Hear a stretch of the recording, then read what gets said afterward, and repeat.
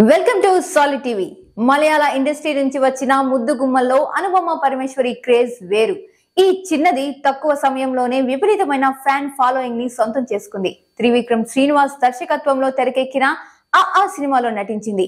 ఈ సినిమాలో second heroine గా నటించి మెప్పించింది అనుపమ. ఆ తరువాత ఈ బ్యూటీ క్రేజ్ పెరిగిపోయింది. సోలో హీరోయిన్ గా నటించి సినిమాలన్నీ సూపర్ హిట్ గా నిలిచాయి. యంగ్ హీరోలందరి సరసన నటించింది ఈ వయ్యారి.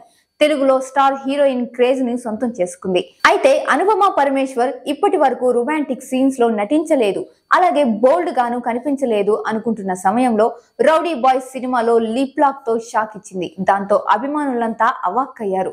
అనుపమ ఇలా లిప్ లాక్ తో రెచ్చిపోయిందేంటి అంటూ ఆశ్చర్యపోయారు.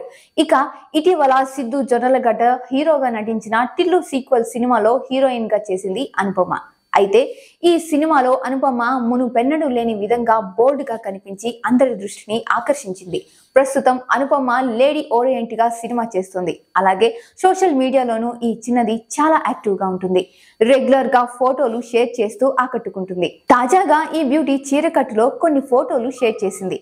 ఇప్పుడు ఈ ఫోటోలు అనుపమ అభిమానులను ఆకట్టుకుంటుంది.